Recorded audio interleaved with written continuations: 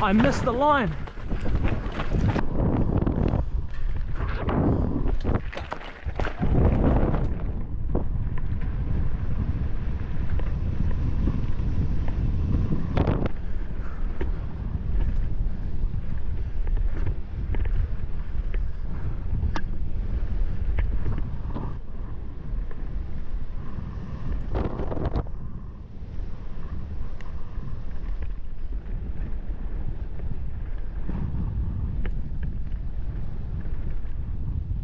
What is up, people? Welcome to the first episode of Speed Hunting. So, what I've got here is a combination of all 6 of my stages for my race run, or for my race. This was a local Funduro race. I've done pretty well here in the past. This season, as sort of just a bit of bit of context, I had a few injuries in the off season. I put my brake lever through my finger, and I also ended up coming off on the pump track, local pump track, and like pretty badly mutilating my knee. So after that, ended up snapping my race bike, my Pivot Firebird. So I snapped the seat stay, shrouding a corner, which was not ideal. So currently I'm racing on a Commencal tempo, so 125 rear, 140 front, which is actually pretty good for Marae racing, which is where I am here. It's Marae is not super gnarly. It's more trail bikey tracks. That was stage 1. Now stage 2, I actually didn't film. So I forgot to film stage 2, but similar theme. I didn't do too well, not as well as I wanted. So this track now is Screamers. I'll actually go back to that. So here's a pretty interesting section. You'd think me being a local, I'd actually be able to figure out what to do in this section. But I don't know if you can see you can see my cursor on screen. Awesome. So I obviously went round the outside because I've taken this inside before, and there's actually a shelf here. So when you come into it at speed, you sort of drop off the shelf and slide your back end up the side of the corner, which feels quite slow. I actually have no idea whether it's slow or not. Recently though, I've figured out that you can actually hop in this grass here, and it's way faster. So I definitely missed that line. Definitely missed that line in the race. So that stage wasn't too bad. I still don't think I got a good time at all. The main one I wanted to look at was this stage here, which is Prospectors. So Prospectors is a super rocky track. Real tight corners, narrow. You can kind of get the theme of Marae already. And I pretty much went into this thinking about a line that I wanted to take, and I hadn't really done it that much. So I was like, oh yeah, I should take this line. It would definitely be faster, but I have never really ridden it.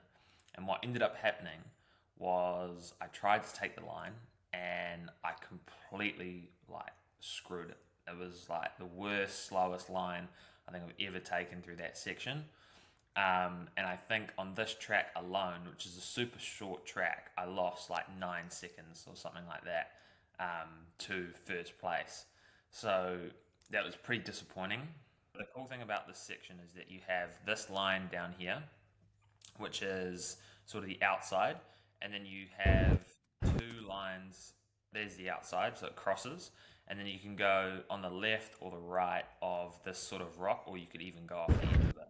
So what I wanted to do was come outside here and go up to this tree and then cut down the inside. What I ended up doing was completely missing this line up here. Then trying to take the inside the line. after, going too far inside, almost hitting this rock, and then losing. Wow. And then I slid as well. I kicked a rock down the hill. I stood here, and I missed again Another insight. So here I tried to take the high line and go round for exit speed, but this inside is much, much faster, especially if you can nose pick into it. That's another time where I lost time.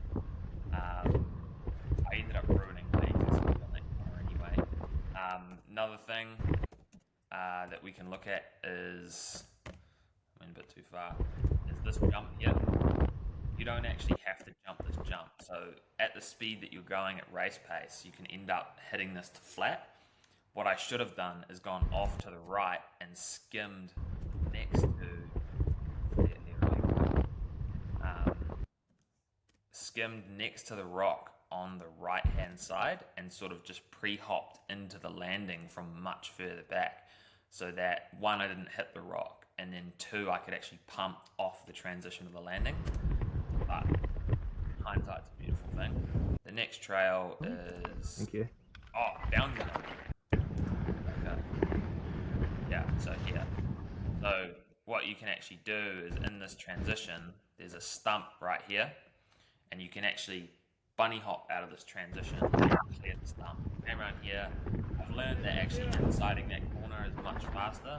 Trying not to go up high and then sort of Oh my God.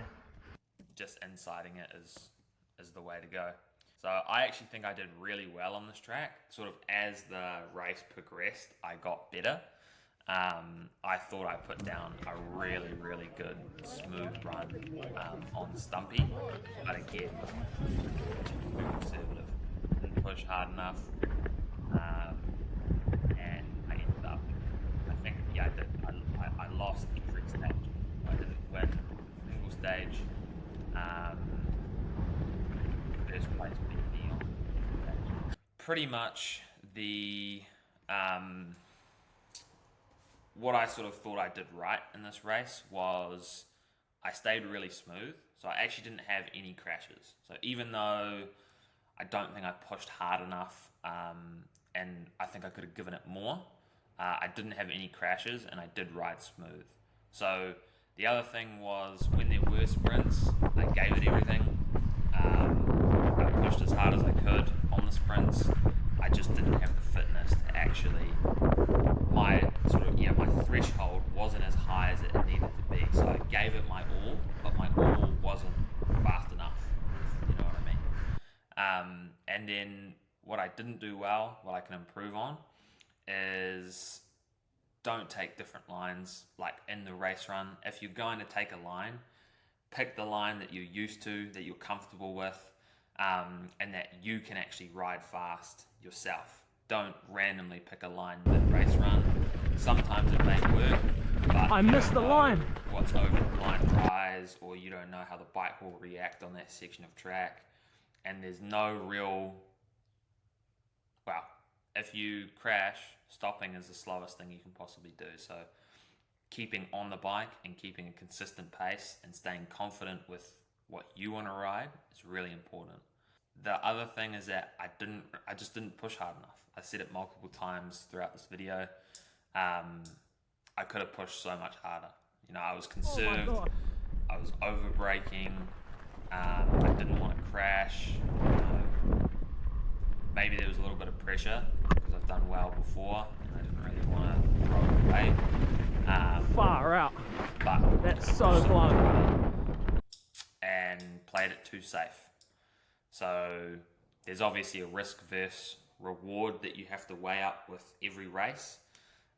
Do you push hard and risk a crash, but also could mean much better results?